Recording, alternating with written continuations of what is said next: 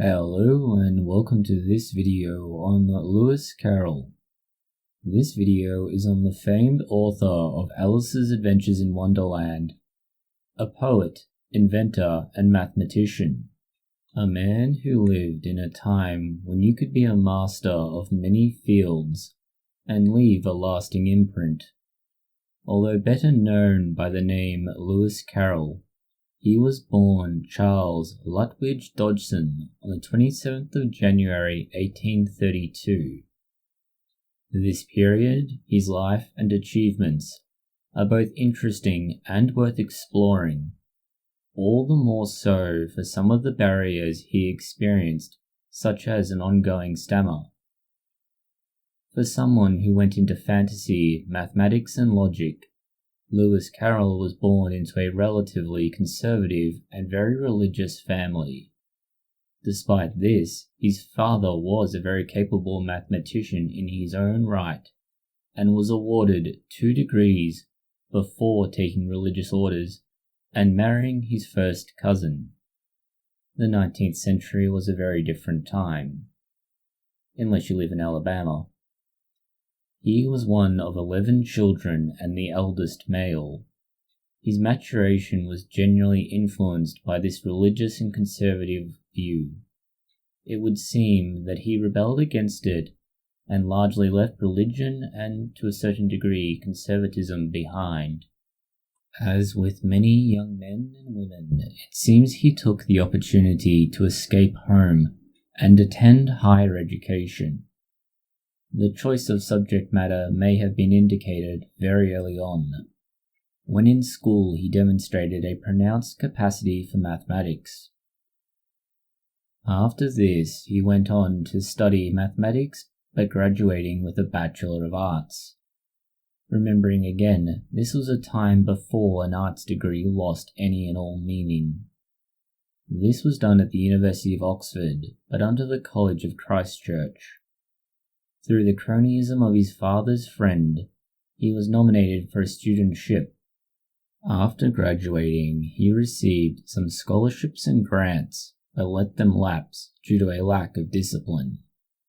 He was able to overcome this through obtaining a lecturing position at Christ Church. He retained this position for 26 years, and then took up a variety of other roles in the college for the rest of his life. We mentioned early on that Lewis Carroll had the success that he did, despite a variety of barriers. This included being deaf in one ear, a stammer, a knee with problems, and weak chest. As a very young child, he suffered a fever that left him deaf. He developed the stammer as a child and carried it through to being an adult. At the age of 17, he suffered severe whooping cough, and this is generally thought to be responsible for his chronically weak chest. He was later in life described as having some physical asymmetry and carrying himself in a rather stiff and awkward manner. It's thought that this was due to a knee injury he sustained in middle age, but it could have been any number of other things. There's also a theory that he may have had migraines and possibly even epilepsy. His personality was once described as someone who would be a snob to those of lower social class, and something of a sycophant to those of higher social class. Despite this, he was generally a reclusive and conservative individual. He would deny the existence, or at least the habitation, of Lewis Carroll at Christ Church College, but he also found great use in his later life fame as a means of accessing those of greater social standing. Considering all of this, his success, both as an academic and author, should be considered that much more impressive. The first of these was his writing. Although he considered his writings as a youth insufficient and nowhere near worth publishing, he did get them into a number of publications. This eventually led to his first major publication and the appearance of his pen name, Lewis Carroll. The pseudonym and his first poem, called Solitude, was in 1856. It's also in 1856 that the inspiration for Alice from Alice in Wonderland is said to have arrived in the form of the Little family whose head, Henry Little, was the Dean of Christ Church College, and by virtue of that, Lewis Carroll's boss. The family included Henry Little's wife and 3 daughters, Loria, Edith, and Alice. It is worth noting that Lewis Carroll denied that the Alice in his book was derived or inspired by the Alice in the Little family. This is argued against by the presence of her name in acrostic poems, but hers is not the only name to have been so treated and hidden in various texts by Lewis Carroll, which does beg the question.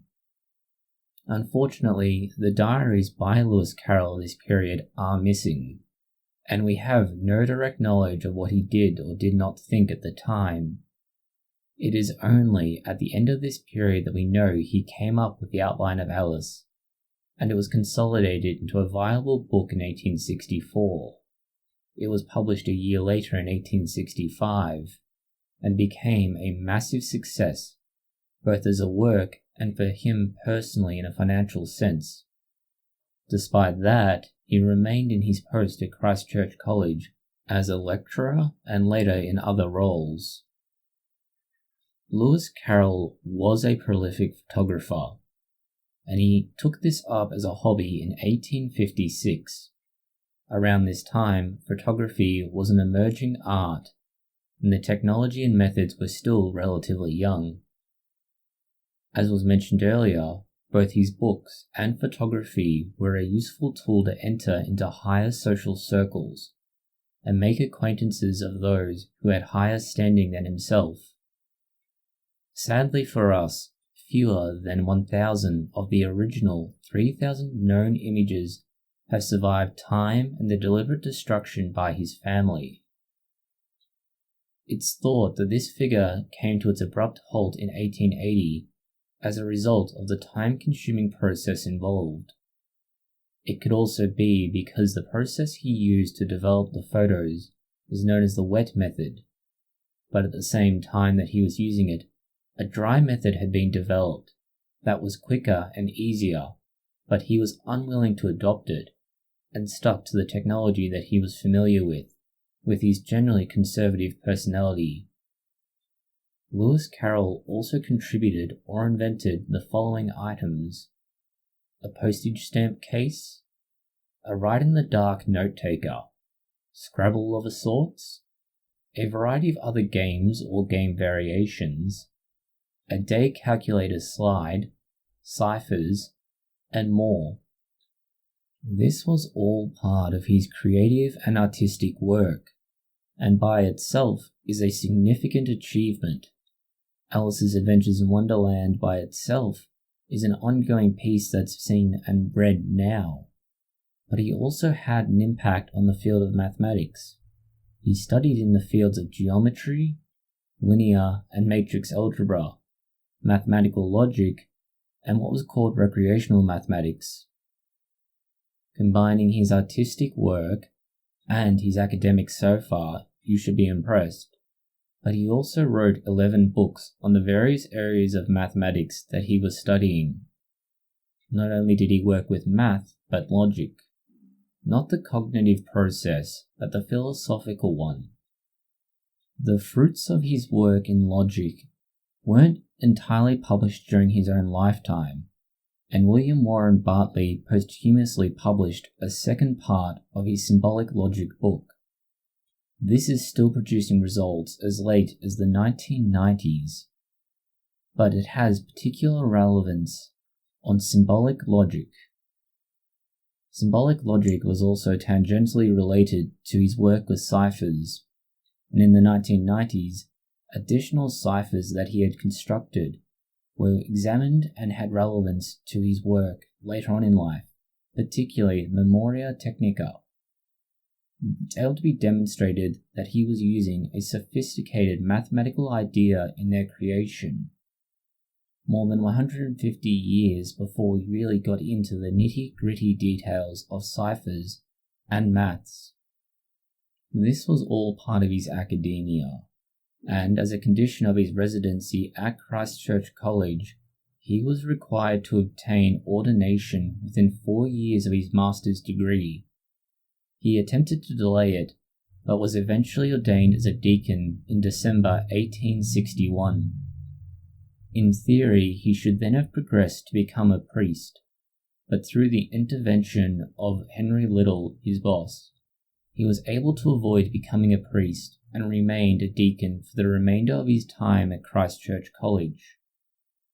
Normally, becoming a priest would be associated with other vows such as celibacy, something that's relevant to many of the controversies attached to his name. In particular, it was thought that he was a pedophile, or at least had such inclinations. As it was once put by John Oliver, "No fair reading of the text would allow for this program." Think about that, he was the author. That's the legislative equivalent of Lewis Carroll singing teacups right at Disneyland and saying, "This has to be reined in. No fair reading of my text would allow for this, right? You've turned my perfectly nice tale of psychedelic pedophilia into a bearish vomitorium. This is not what I wanted." And even the NSA... This impression of Lewis Carroll is generally a product of a few studies, particular by Roger Taylor and Edward Wakeling, that list all of the known surviving prints from his time as a photographer. About half of these works depict young girls. But we must consider that we're only looking at a fraction of the total collection, and that nearly all of these photographs were taken with the parents in attendance. The reason why it's thought that he had otherwise undesirable inclinations was that many of the children photographed were naked. There has been some counter to this with an argument that at the time there was a social and psychological movement called the Victorian child cult. This viewed the naked child as a symbol of innocence and purity. It was very perceptive and subjective, and unlike modern social standards. When you then consider the evidence against it, there are a lot of questions about its validity. Particularly, there is a large amount of evidence from his diaries and letters and correspondence that he received that he was keenly interested in female adult women. Some of these were married and some were single, that he enjoyed a number of relationships with them. This would have been scandalous by the social standards of the time, not only if they were married, but if they were single. The nature of such relationships was very prudish and very conservative, and that he would have deviated from that standard would have been an embarrassment to his family and to the wider community of the college. This is why it's thought that his family may have destroyed a not insignificant proportion of his photograph collection, but also removed diaries and large records of his work, such as tearing out pages from various books. This was to hide the shame that was the illicit affairs he was having with women who were of age and were, at least by the standards at the time, acceptable, and largely by modern standards acceptable. This has obviously had an effect on his personal image and what people think of him. But in his most famous book, he portrayed himself and admitted that he was the dodo. The popular story behind this is that his stammer is what led to him deciding to call himself, or at least portray himself, by the dodo, with the phrase Dodo Dodggson being used. But this is entirely apocryphal.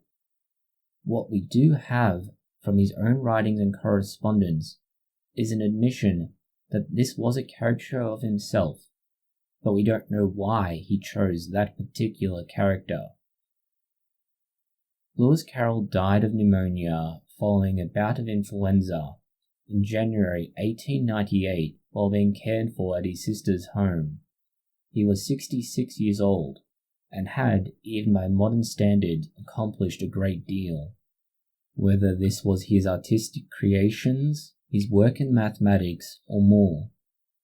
All of this despite being partially deaf, physically weakened, and having difficulties in communicating. It is worth always being mindful of the volume of material that has been removed, destroyed, or lost due to his family after he died. These documents may have given greater insight to who and what he really was, but we may never know of or find these missing artifacts. That has given rise to some people attempting to interpret more from his works than is real. There are many apocryphal tales about Lewis Carroll. There are many that have some grains of truth involved, but then the rest of the story is entirely fantastical. Then there are others that are made whole cloth from fantasy, and some that are factual. There are more again that we simply can't know the truth of at present. Despite all of that we cannot know, there is much that we do, and we can consider that and the things left behind after he died and be impressed. Thank you for watching this video. If you have found it interesting, consider liking, sharing, and subscribing. Please post any comments, questions, or suggestions below.